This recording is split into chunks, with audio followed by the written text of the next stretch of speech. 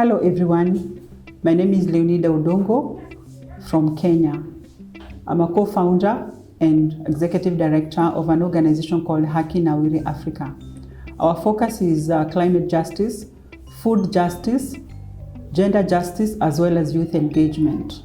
Specifically on food justice, our work involves technical and political education of the entire food production process, from soil, seeds, care for crops, harvest, post-harvest, and value addition. We train farmers on composting so that they don't have to use chemicals on their land. This makes it very cheap for them because it's a sustainable process, so they don't have to spend money.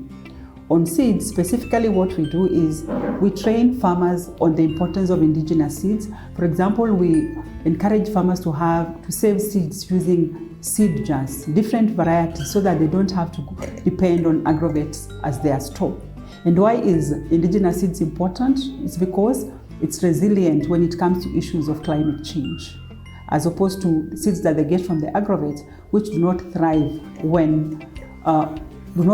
well, especially during when there's no adequate rain. On gender justice, our work involves empowering grassroots women, especially in the rural areas, about their land rights, as well as issues around gender-based violence. We all know that the bulk of food producers in Africa, and Kenya included, are found in rural areas. And sadly, they lack information, they lack spaces for participation, and that's why, as an organization, we involve in gender justice issues.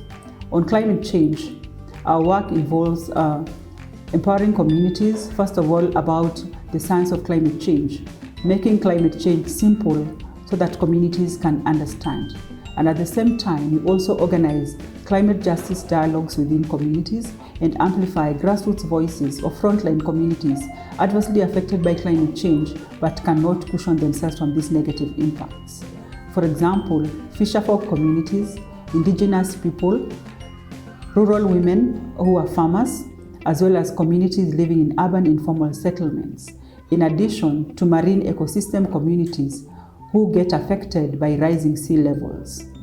For university students, what we do with young people, which involves in-school and out-of-school youth, we organize training sessions on paralegalism because, one, young people are very vulnerable when it comes to rights abuses.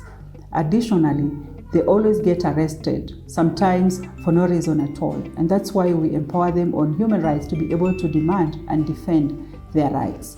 We also train them on paralegalism so that they can understand the law, so that in case they get into contact with the law, they can actually self-represent themselves, because you find that access to justice is a mirage, especially if you're poor. And we also organize psychosocial support sessions as part of resilience building for young people. We also organize student-police dialogues where students and police come together to dialogue, to discuss issues around rights, and also to understand the justice process from a police perspective.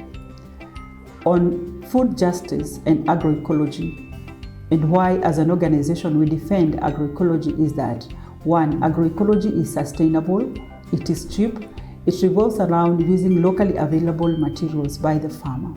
It also enhances connection between the food producer and the consumers, because the consumer is well aware of where the food comes from. Agroecology is also important because it is a science, it is a movement, it is also an initiative that brings people together and promotes intergenerational learning, especially among the elderly and young people, where knowledge is transferred from one generation to another. Agroecology also provides space for women to learn from each other and organize. Agriculture plays a significant role in the lives of Kenyans, and women form the majority of food producers in Kenya. Rural women in Kenya continue to suffer from various challenges in their bid to secure livelihoods within the agricultural sector. They are exposed to various hurdles, for example, inability to access productive resources, including markets, credit, access to technical support, for instance, trainings. Sasa utakuwa umeitandaza hiyo green mpaka kule. Sasa and then kwa sababu hii ni mbichi, sasa umwagilie maji. Usipomwagilia maji hakuna shida, lakini ukiwa na maji mingi unaweza ukamwagilia juu tena. Sawa. Alafu tutaifuatilia tena na another layer of dry matter ile ilikuwa imekauka. Sawa. Juu ya hii. Sawa. Si unaona sasa ina pile. Alafu ukimaliza hiyo unamwaga mchanga kadogo ikija juu. Najua sasa inakuja juu, sawa? Alafu kishamaliza you sprinkle again. Kidogo kidogo tu. Kidogo. Women farmers are also exposed to agrochemicals. Sadly, despite their key role in productive and reproductive spheres, the lives of women in rural areas has not improved much. They continue to suffer from gender discrimination, social, legal, and cultural constraints. First, they have limited access to land, financial resources, and are also negatively impacted by climate change. Women are also subjected to social exclusion from decision-making and labor markets, domestic violence, and reduced food intakes. The Kenyan Constitution spells out the right to food, and it goes further by stating that every Kenyan has a right to adequate food of acceptable quality. However, sustainable food production has been neglected, especially agroecology. Agroecology is defined as a process, a science, and a movement that works in tandem with the environment. Agroecology is about bringing nature back.